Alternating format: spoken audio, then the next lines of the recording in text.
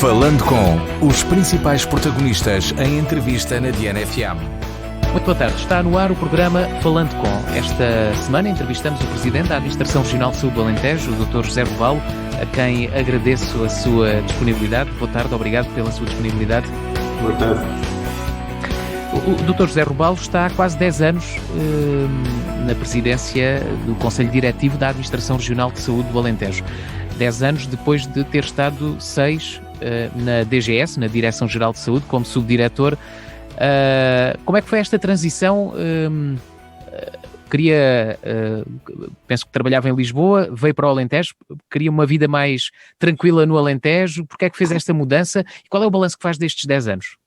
Exatamente ao contrário. Eu moro em Évora desde 82, portanto já lá vão uns anos valentes, e fui desafiado para ir para Lisboa durante um período que eu nunca esperei que fosse tão longo, chegou quase aos 7 anos, mas foi uma experiência profissional enriquecedora e, portanto, quando me falaram na possibilidade de vir para a Administração Regional de Saúde, foi na altura o ministro Paulo Macedo, que me perguntou se eu gostaria de vir para o Alentejo e particularmente para Évora, que era onde eu tenho a minha casa e tenho a minha família. E, portanto, com todo o gosto, aceitei este novo desafio. Não leva mal a pergunta, mas não é passar, e desculpa a expressão, não é passar de cavalo para burro? Não. Vamos lá ver. Eu era subdiretor-geral.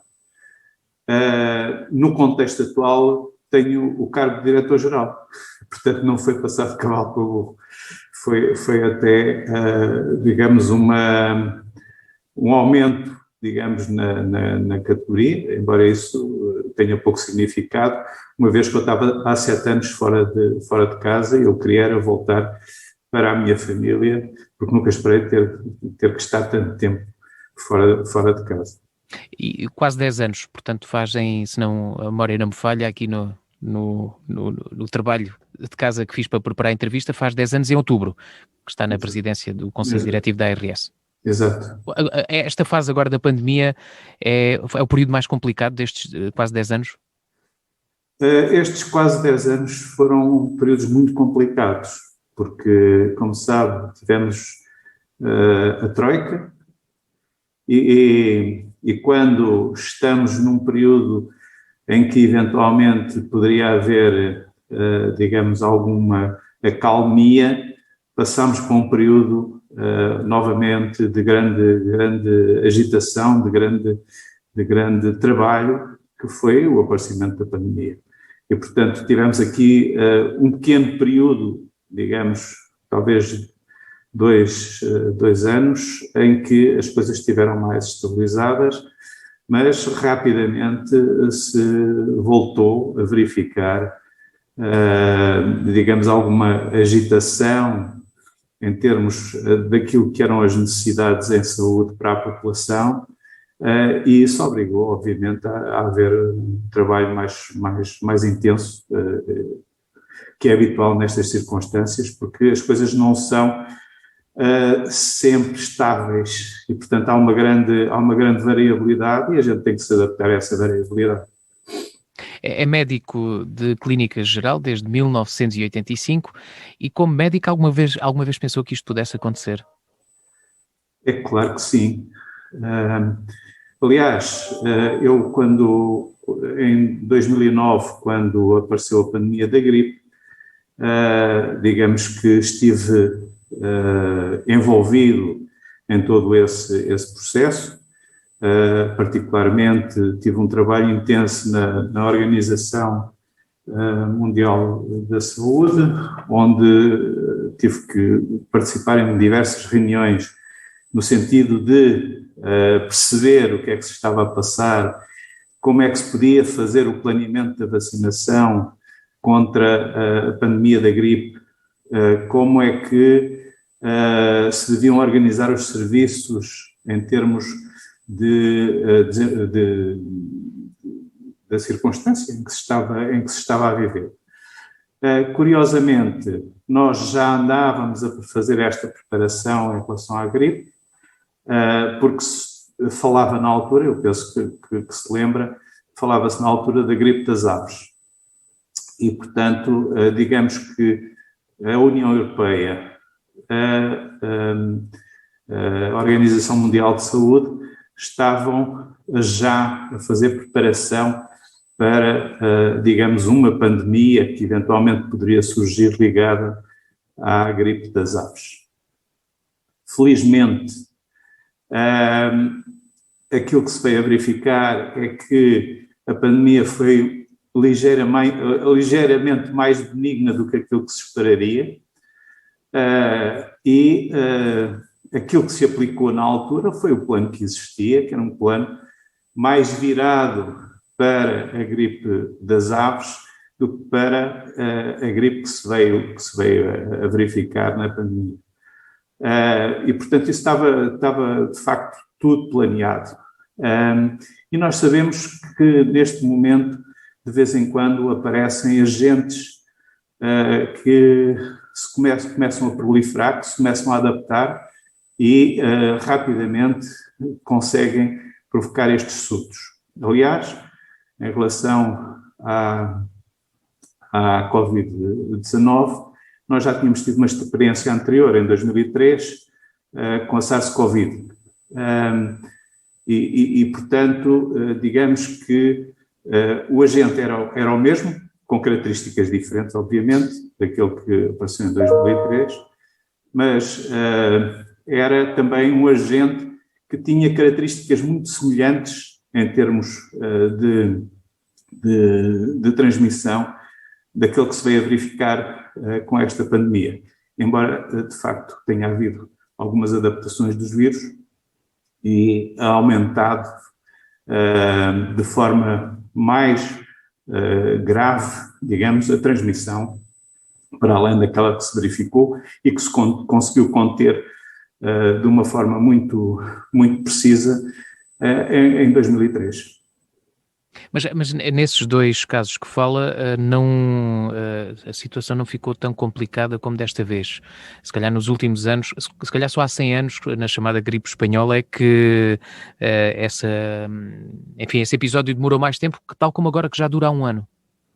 Sim, mas é natural que isto aconteça, e a probabilidade de acontecimento de casos idênticos, a probabilidade parece ser cada vez maior.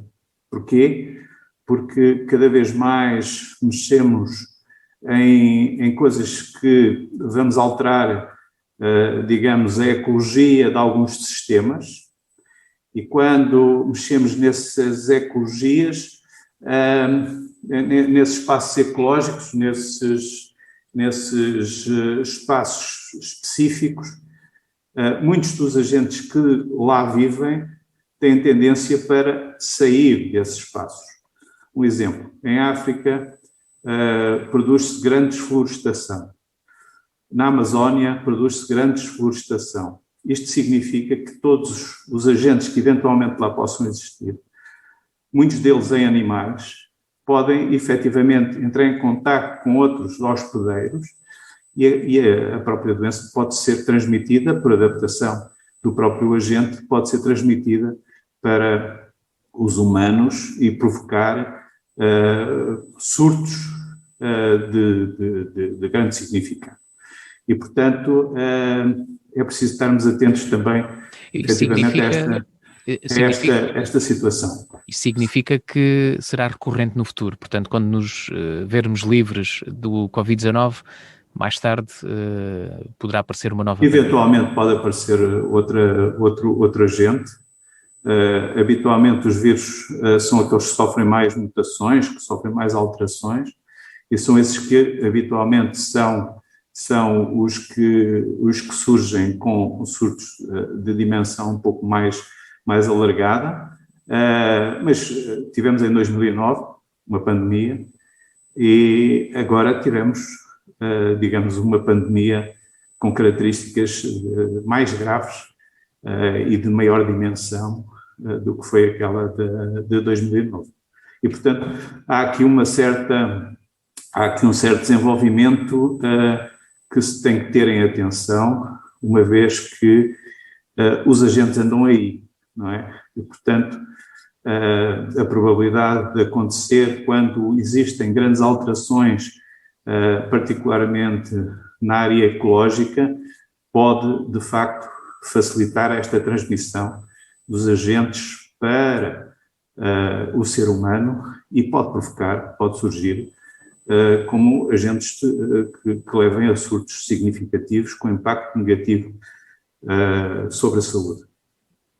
A pandemia foi declarada há um ano, em março de 2020.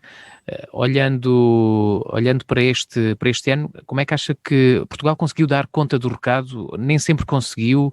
Qual é que é a avaliação que faz?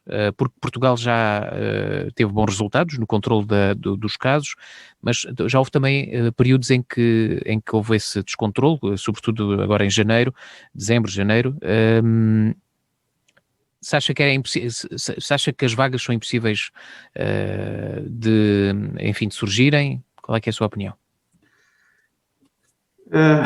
Eu penso que um dos aspectos que nos também devemos ponderar é que, de facto, as circunstâncias, os agentes, a evolução da própria infecção é diferente de surto para surto. Ou seja, não há dois surtos exatamente iguais. E, portanto, nós nunca conseguiremos ter uma preparação, completamente fechada, mas teremos que nos ir adaptando às circunstâncias que vão surgindo. E eu penso que o nosso país teve essa capacidade de se ir adaptando. Talvez tivesse, alguma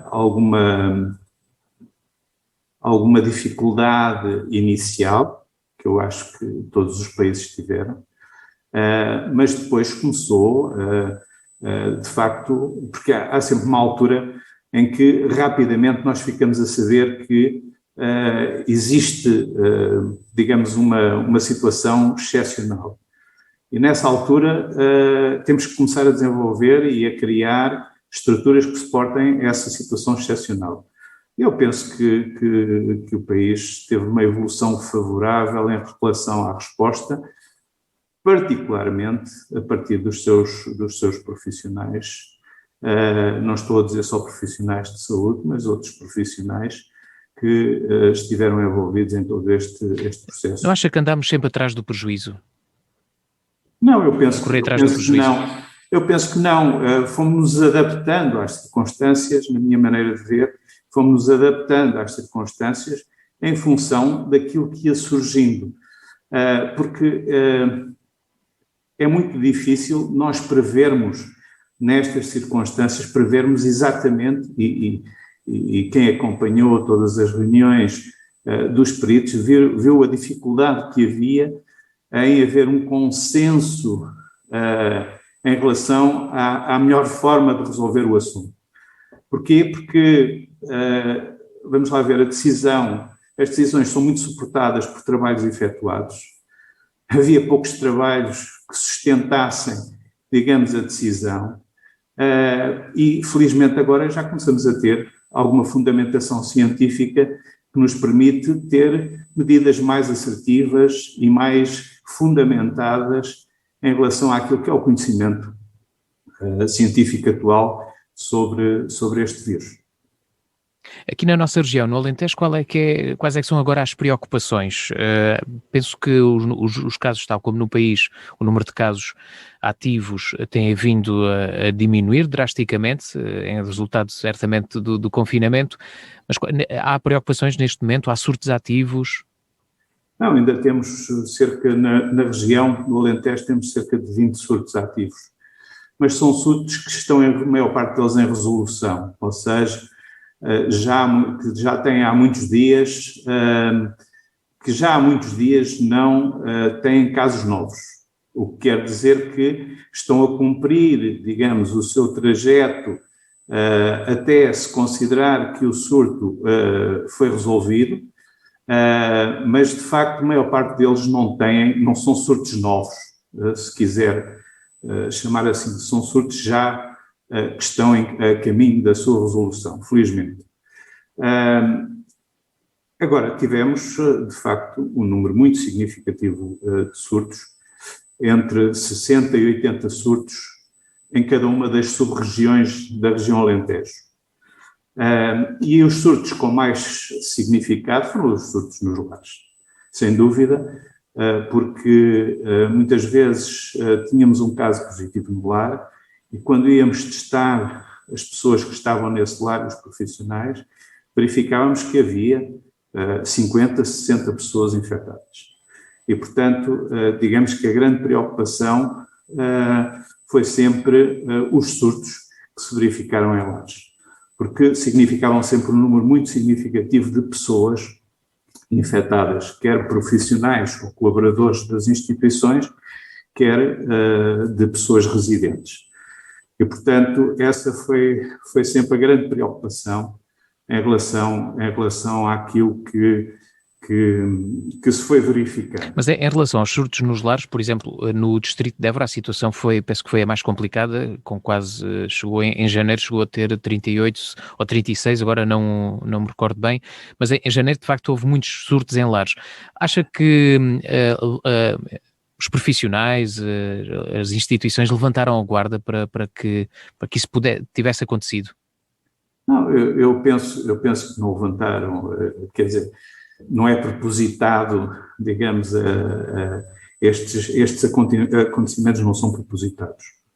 Mas, com certeza que já ouviu falar na questão da bolha, não é? E quando nós temos um conjunto de pessoas que vive em locais que são confinados e entra alguém infectado nessa bolha, ou seja, nesse ambiente mais ou menos confinado, a probabilidade de transmissão é muito grande. E, portanto, provavelmente foi isso que se veio a verificar, é que, de facto, qualquer pessoa que entrasse dentro de um lar que estivesse infectada, com muita facilidade transmitiria, e particularmente as pessoas que trabalhavam com idosos, particularmente, muito facilmente transmitiriam a doença aos residentes. E, portanto, esse pode ter sido quer dizer, não tenho provas nenhumas que isso aconteceu, mas se tivermos o contexto da bolha, se tivermos o contexto do ambiente fechado em que viviam as pessoas, provavelmente, quer dizer, não há geração espontânea do agente, o agente terá sido transportado para dentro por alguém. E não estamos a dizer, obviamente, que as pessoas são culpadas disso, não.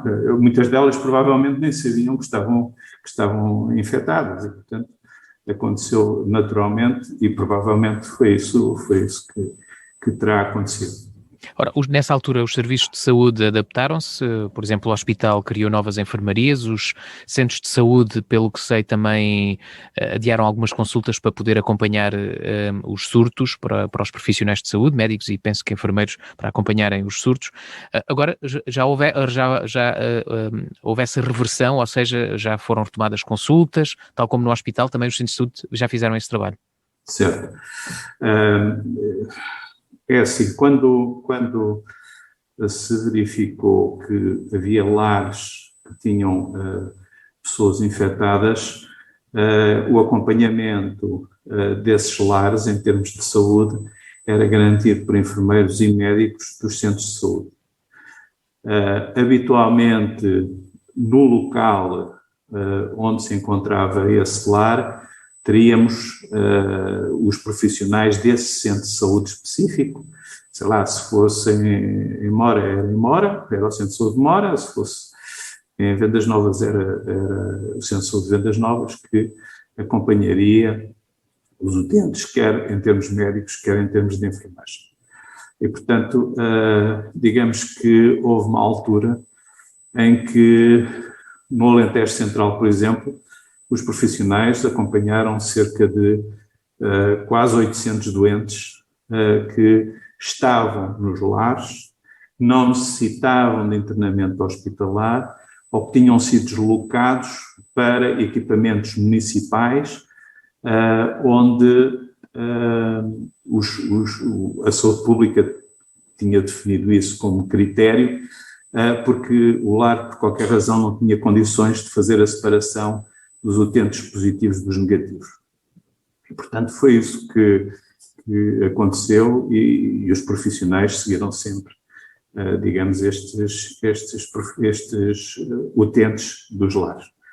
Em termos hospitalares, houve uma adaptação também muito diferente, particularmente, como disse há pouco, no mês de janeiro, em que o número de procura dos serviços de urgência foi muito grande, particularmente na área do Covid, e isso fez com que se tivessem que substituir algumas das enfermarias, de forma a permitir que, ou no caso de Évora, até haver aquele equipamento municipal para situações em que as pessoas já estavam num processo de cura e, portanto, mas precisavam de algum acompanhamento,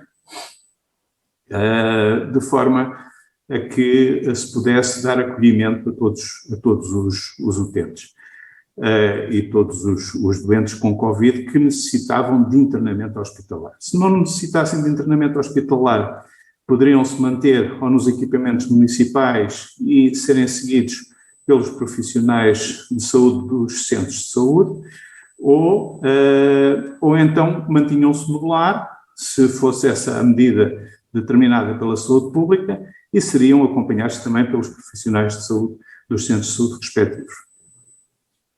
Em relação à estrutura de apoio de retaguarda que foi criada em Évora, numa residência universitária, inicialmente foi uma estrutura municipal, penso eu, agora já tem características distritais, pelo menos, já tenho ideia. Não sei, é a ARS que tem gestão desse equipamento? Não, quem tem a gestão é a tripartida, se quiser. Tripartida porque envolve, neste caso, a Proteção Civil do Distrito de Évora, ou seja, no fundo é o presidente da Câmara de Évora, como digamos, maior responsável pela proteção civil no Conselho. E depois envolve também a Segurança Social e a Saúde. Quem determina... Eu fiz-lhe esta pergunta porque queria-lhe perguntar, no caso de ter informações, havendo agora menos casos, se vai ser desativada, se tem lá pessoas neste momento instaladas, estão lá pessoas instaladas, sabe dar essa informação? Eu não sei, porque aquilo é um processo dinâmico, não é? Eu não sei exatamente se tem lá pessoas neste momento. Sei que o número de pessoas que lá estavam era um número residual, mas, por exemplo, se for necessário deslocar algumas pessoas que estão num determinado lar, imediatamente é ativado esse processo e as pessoas são transferidas para lá. Qual é a característica deste lar? Este residencial estudantil, este equipamento municipal, tem, digamos, maior diferenciação no acompanhamento do que terão, digamos, os equipamentos municipais que existem em cada concelho. Ou seja, digamos que neste haverá uma diferenciação um pouco maior no acompanhamento do que aqueles que eventualmente se podem manter nos internamentos municipais. Isto porquê? Porque quando as situações são mais críticas, aquilo que se faz habitualmente é transferir estes doentes para este equipamento municipal, mantendo-se nos equipamentos municipais concelhios, digamos, as situações mais estáveis. Este tem a vantagem de estar muito próximo do hospital. Do hospital, pois. E portanto, mas também há digamos, uma uma intervenção bionívoca, ou seja, o hospital manda para ali pessoas que eventualmente já não necessitem de internamento hospitalar, e o mesmo se passa relativamente a este equipamento, que pode enviar para o hospital pessoas que eventualmente piorem a sua situação clínica e que precisem de cuidados hospitalares ou internamento no próprio hospital. Muito bem, temos de avançar, porque já vamos quase a meio do programa e ainda tenho aqui uma série de perguntas para lhe fazer. Queria lhe perguntar, esta doença ainda, enfim, já sabemos mais ao longo deste ano, ficámos a saber mais sobre a doença, mas algumas coisas ainda são desconhecidas. Por exemplo, a imunização de pessoas que foram infectadas e que recuperaram da doença, de quanto tempo é que dura? Eu perguntava-lhe, no Alentejo, a ARS tem conhecimento de pessoas de reinfecção, pessoas que já foram infectadas 2 vezes com o vírus SARS-CoV-2? Há alguns casos relatados, mas que são casos esporádicos, mas que nós não temos, quer dizer, não é por um caso que poderemos tirar conclusões mais assertivas sobre esta matéria. E, portanto, é necessário que haja uma dimensão de casos para que se possa observar se efetivamente isso aconteceu ou não aconteceu. Mas é provável que possa acontecer, até porque a imunidade, ainda não, como disse, não se sabe ainda muito bem qual é o período de imunidade que se consegue obter, e sabemos que temos vírus, agora com outras características, com alterações, com mutações que sofreram e que eventualmente podem, digamos, esconder a resposta que o nosso corpo teve à infecção inicial. E, portanto, pode haver uma segunda infecção, até por estes vírus que sofreram mutações e que eventualmente possam provocar nova infecção, uma vez que podem ludibriar, digamos assim, as defesas que nós criamos quando tivemos a infecção ou quando fomos vacinados. E já agora essas novas estirpes do SARS-CoV-2 já foram detectadas no Alentejo, britânica, a brasileira, a África do Sul? Particularmente a britânica, não é? A britânica é aquela que está mais bem identificada, mas vamos esperar que isto se controle antes de haver aqui, de facto, uma dificuldade na resposta em termos das próprias vacinas.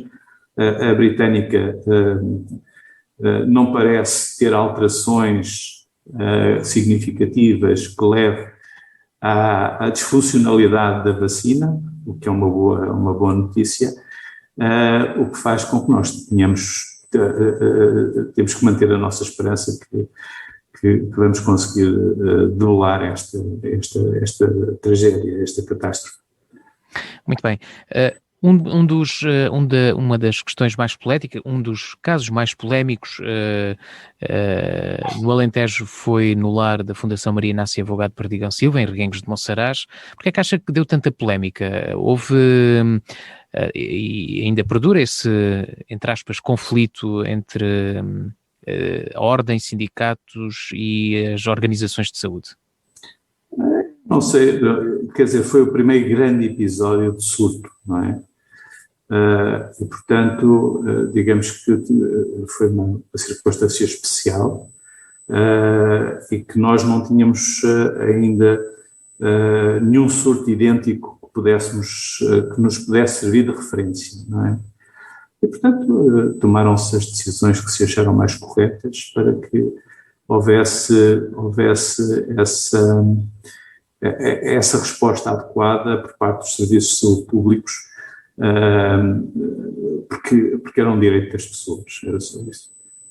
Agora, este relatório que foi divulgado esta semana da Inspeção-Geral das Atividades em Saúde, no fundo, dá razão às medidas adotadas pela ARS? Eu não conheço o relatório, não me foi oficialmente entregue e, portanto, não conheço, nunca o li, e o que li foi um comunicado do Ministério da Saúde, mas sei que foi enviado para o Ministério Público e, portanto, quer dizer, não temos nada a acrescentar, o Ministério Público irá desenvolver as ações que achar mais adequadas para esclarecimento de todo este processo. Muito bem. Sobre a vacinação, é a esperança para todos nós, já arrancou há 2 meses, há pouco mais de 2 meses. Qual é que é o número de pessoas vacinadas e como é que tem decorrido a vacinação? As coisas estão a decorrer, sabemos que há atrasos na entrega de vacinas e isso faz com que também as expectativas de vacinação tenham baixado um pouco mais, mas qual é que é o número de pessoas já vacinadas no Alentejo e que expectativas é que tem? Bom, até este momento foram aplicadas cerca de 77 mil vacinas no Alentejo.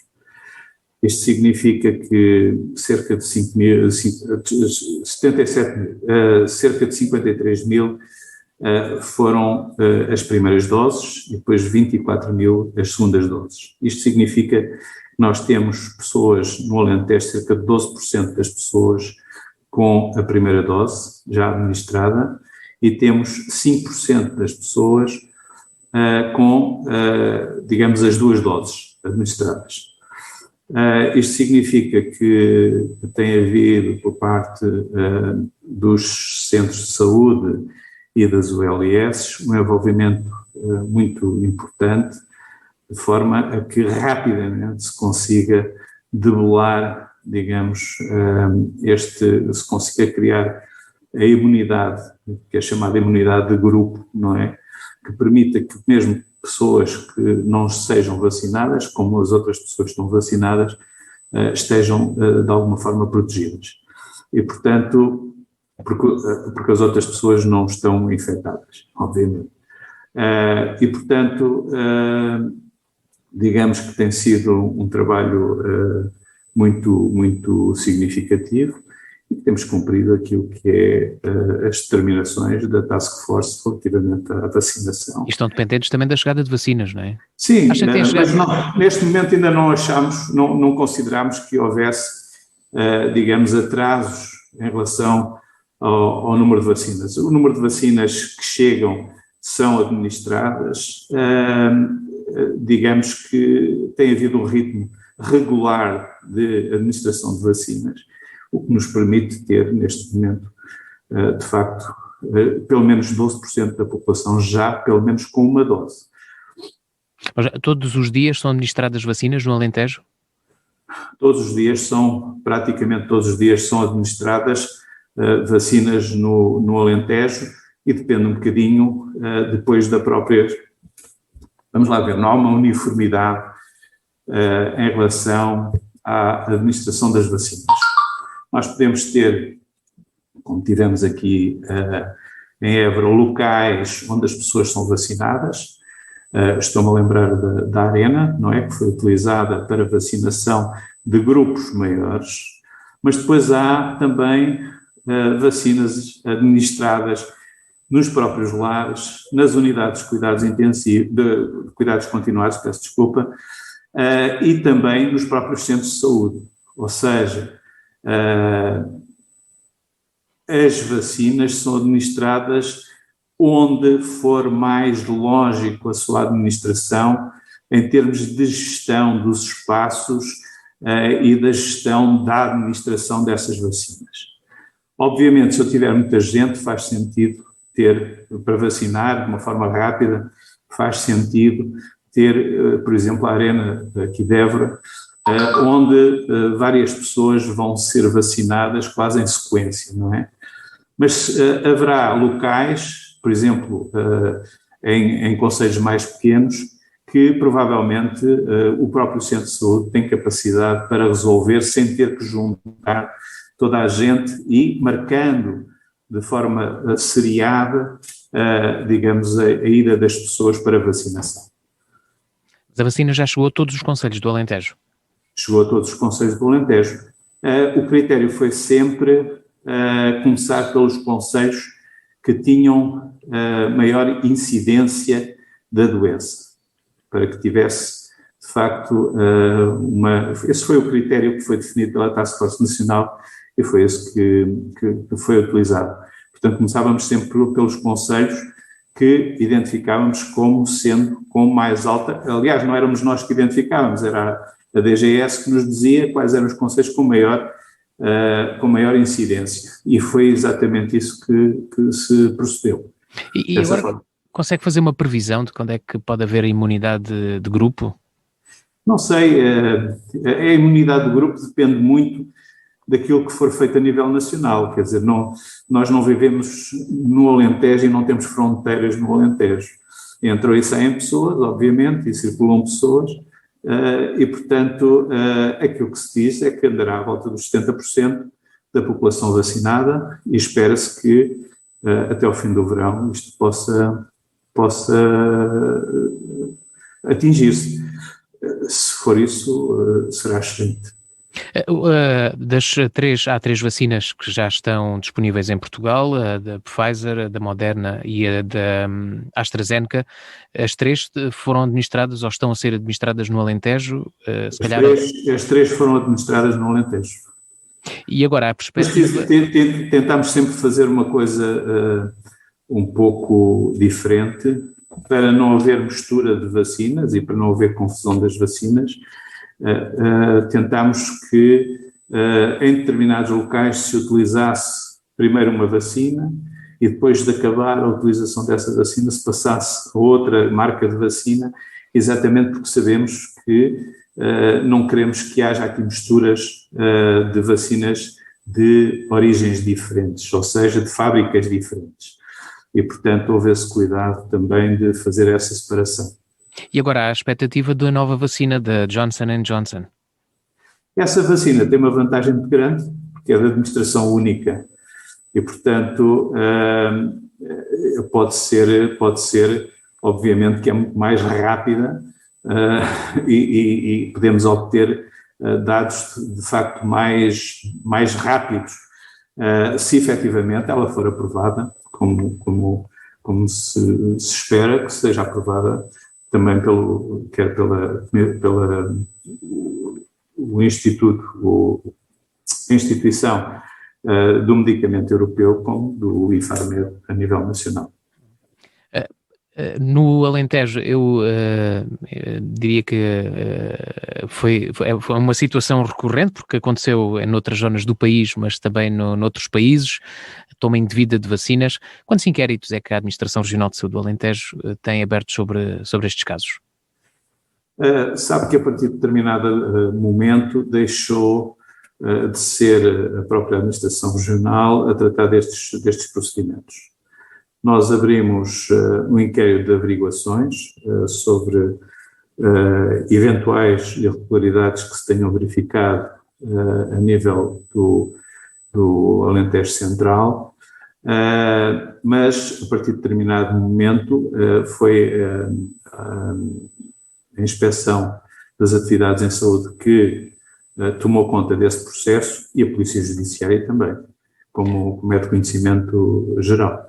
Mas é um tema delicado, porque pode não ter sido intencional esses casos que aconteceram, acha que pode ter havido algum desconhecimento de regras ou regras mal explicadas? Não, eu penso que quer a Inspeção Geral das Atividades em Saúde, quer a Polícia Judiciária, irá abordar esse esquema, esses procedimentos, irá avaliá-los e ver, de facto, se houve intenção ou não de que tal acontecesse. E, portanto, eu deixaria isso para as autoridades concluírem e fazerem um relatório adequado sobre esse procedimento. Muito bem. Há umas 2 semanas atrás foi noticiado o caso de 12 utentes do lar Ramalho Barona, aqui em Évora, da Misericórdia de Évora, que tinham sido vacinados e que tinham feito um teste positivo para o SARS-CoV-2. É normal isso acontecer? Foram pessoas que ficaram com sintomas muito ligeiros ou até assintomáticas, não é? Portanto, isso também é um sinal de esperança. Eu não sei se já tinham feito as 2 vacinas, em primeiro lugar. E, portanto, não tenho essa certeza, porque tudo o que tem a ver com avaliações técnicas passa pela saúde pública e pelos médicos dos centros de saúde ou do ACES do Alentejo Central. Mas eu não sei se tinham já levado. Sim, a indicação de que as autoridades, de que os responsáveis da instituição era que já tinham levado as duas doses e a segunda tinha sido há 17 dias. Bom, mas dizem-me que será normal porque pode acontecer o mesmo que acontece com a gripe, que as pessoas são vacinadas, podem apanhar o vírus, mas não têm sintomas, ou os sintomas são mais leves. Vamos lá ver. As vacinas têm... não dão garantia absoluta de que a pessoa não apanha a infecção, não é? Por isso é que elas têm a maior parte delas tem uma atividade, tem uma, digamos, uma garantia que isso aconteça em 70% ou 80% dos casos. O que quer dizer que vai surgir sempre uma franja que eventualmente não ganha imunidade suficiente para se proteger contra serão pessoas mais debilitadas. Os agentes. São pessoas habitualmente mais idosas, porque são as pessoas que têm mais dificuldade em criar anticorpos contra o vírus. E provavelmente poderá ter sido isso, ou então, eventualmente, ser uma estirpe diferente, não é? Um agente com características diferentes que eventualmente possa ter provocado. Mas isso que disse é verdade, ou seja, mesmo não havendo uma garantia completa de imunidade para a infecção, as pessoas que foram vacinadas têm maior proteção em relação àquilo que são os resultados. E os resultados, estamos a falar em internamento, morte, cuidados intensivos. E, portanto, independentemente de haver alguns sintomas ou haver uma forma mais fustre da doença, o que conta também, e é por isso que a vacina também é importante, é os resultados, ou seja, a pessoa não teve que ser internada, a pessoa não teve que ir para os cuidados intensivos, a pessoa não morreu por causa da infecção. E isso é dado, mesmo que não haja uma imunidade completa para o vírus. Aproxima-se o desconfinamento, acha que está na altura? Já temos 2 meses de atividades mais paradas, os números de casos ativos estão a descer, é a altura de desconfinar? Eu penso que já estamos há muito tempo confinados. E isto leva-me a levantar algumas dúvidas com o nível de desconfinamento. Eu percebo que, de facto, o nível de desconfinamento tem que ser progressivo, tem que ser bem ponderado, porque eu tenho algum receio que as pessoas, por terem estado tanto tempo encerradas, digamos, nas suas casas, nos seus espaços, que se abra, digamos, uma porta e que as pessoas comecem a sair e a conviver sem haver qualquer controle.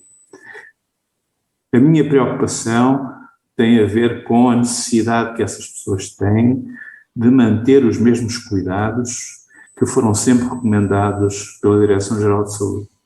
E tem a ver com o quê? Com a utilização da máscara, com a utilização do contacto físico. Não estamos a falar no contacto social, porque a gente, através do telefone ou através do Zoom, podemos ter um contacto social. Estamos a falar da proximidade física e estamos a falar nos cuidados básicos de higiene e de respeito, digamos, pelos outros.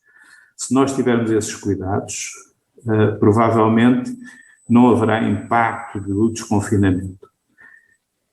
Deve ser controlado, deve ser um desconfinamento controlado, mas as pessoas devem respeitar aquilo que são as recomendações.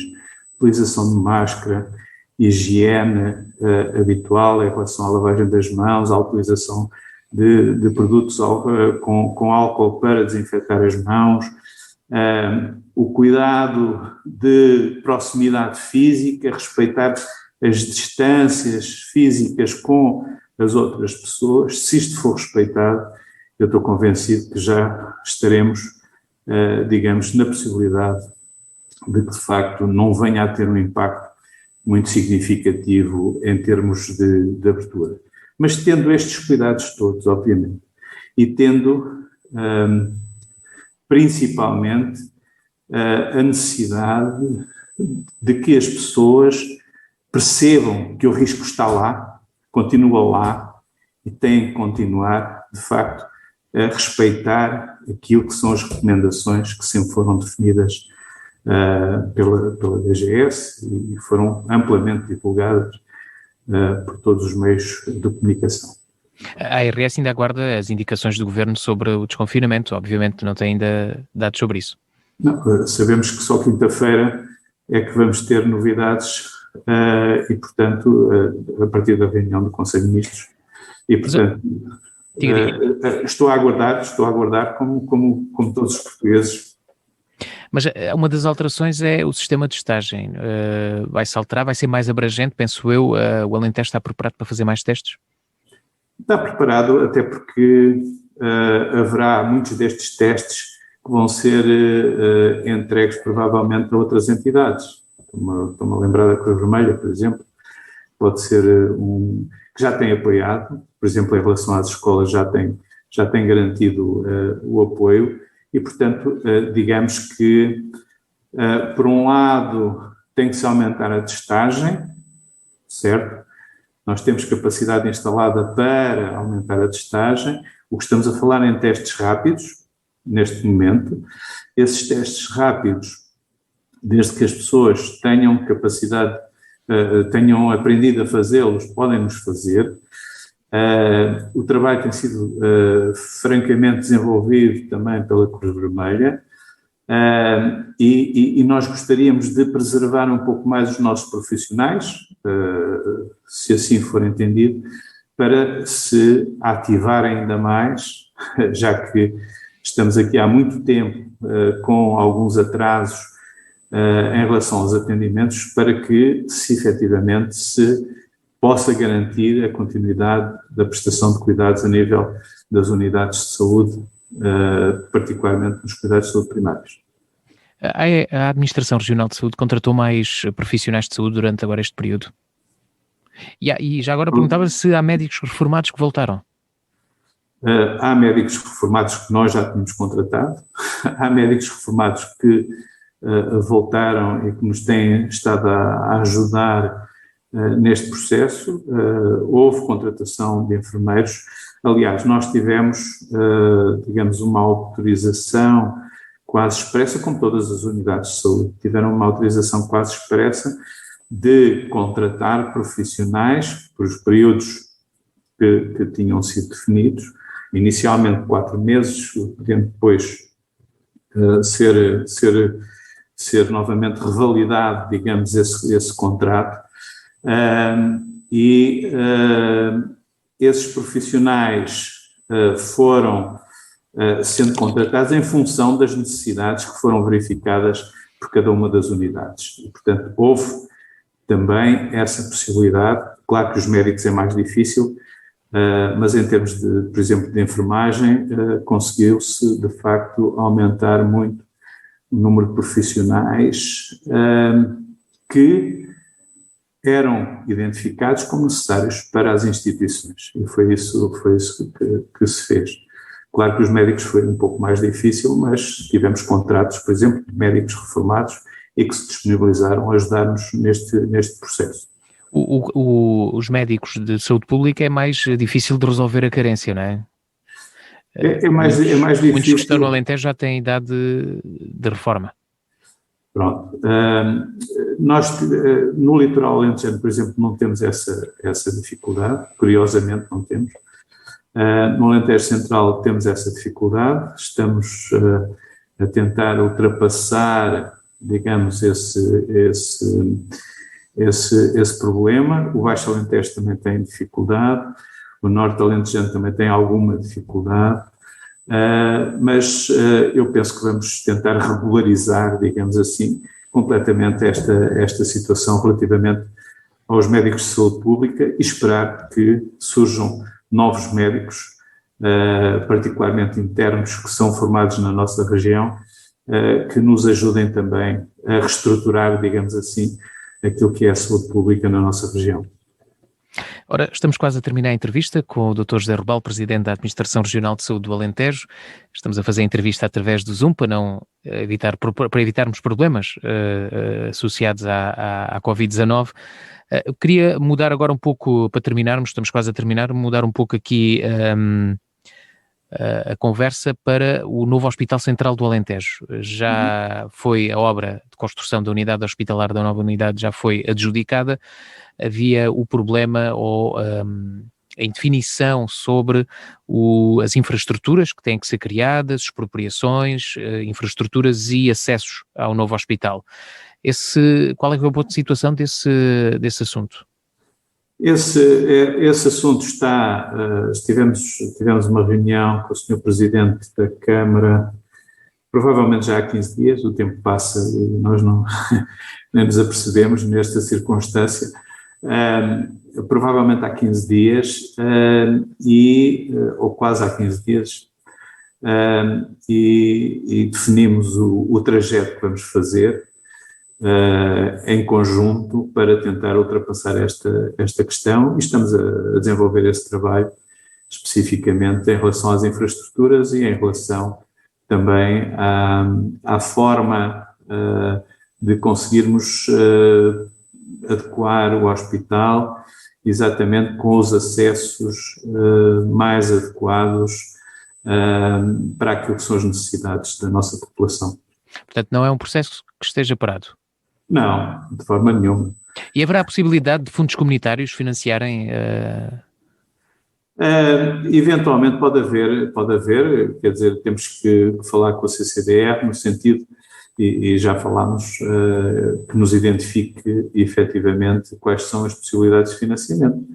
E, portanto, isso está em cima da mesa, obviamente, mas temos que esperar para ver o que é que a CCDR nos pode esclarecer sobre este assunto e nos pode ajudar neste procedimento que nós gostaríamos que fosse rápido a resolver.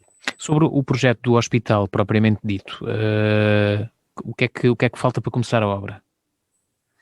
Já falta muito pouco. Falta essencialmente nós garantirmos que temos todas as condições de segurança para que a obra se inicie. E estas condições de segurança têm a ver com todos os processos que são necessários para, por exemplo, para a fiscalização da obra, todos os processos que tenham a ver com, digamos, nós temos aqui talvez esclarecer aqui um pouco mais aqui outro aspecto, se me permite, eu não sei se tenho ainda tempo. Diga, temos tempo. Pronto, o que eu gostaria de esclarecer é assim, nós inicialmente avançámos com um projeto de grandes dimensões, que toda a gente sabe foram os 40 milhões que foram destinados à construção do hospital. A partir de determinada altura tentámos escalar, digamos assim, este projeto e passar de um projeto de grandes dimensões, que tinha o limite dos 40 milhões, para um projeto, para um grande projeto. E, portanto, isto pode significar que eventualmente possamos ter acesso a outro tipo de financiamentos para além daquilo que são os 40 milhões. E, portanto, todo este processo obriga a diversas harmonizações daquilo que estava definido inicialmente.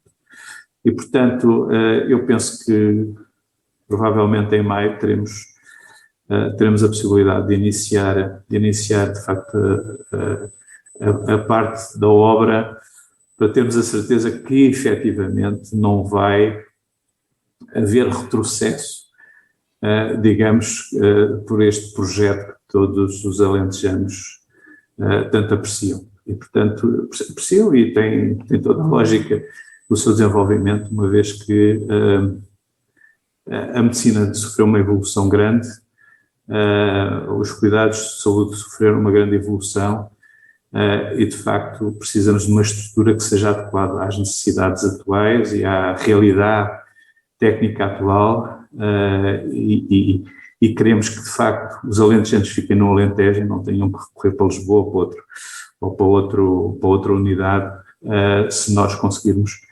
eventualmente ter aqui também uma diferenciação que nos permita manter cá a nossa população. Mas não pode garantir que não haverá novo atraso? Eu penso que não vai haver atraso. Vamos lá ver. O projeto inicial tinha que se fechar até 2023, até dezembro de 2023. Eu penso que vamos conseguir atingir esse objetivo. Muito bem. Começando a obra já em maio. Esperemos que seja em maio. Muito bem. Só mesmo para terminar, uma última pergunta. O plano de recuperação e resiliência que Portugal, neste momento, já esteve em discussão pública, ou em consulta pública, aliás, tem previsto, essa proposta do Governo, tem previsto alguns investimentos para a área da saúde no Alentejo? Tem previsto vários investimentos e em relação à saúde tem a ver muito com a adequação, digamos, à realidade que se vai vivendo, não é? Nós, embora estejamos a construir o Hospital de Évora, nós queremos manter a operacionalidade, digamos assim, das outras instituições de saúde.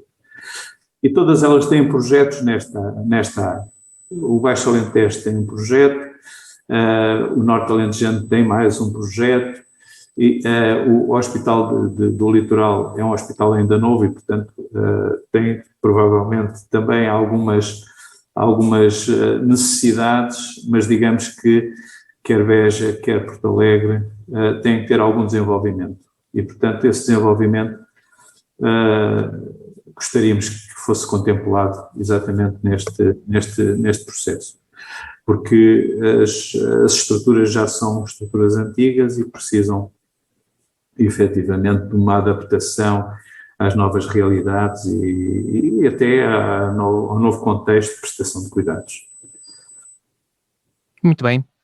Dr. José Robalo, Presidente da Administração Regional de Saúde do Alentejo, foi um prazer. Chegamos ao fim da nossa conversa. Quero-lhe agradecer mais uma vez a sua disponibilidade.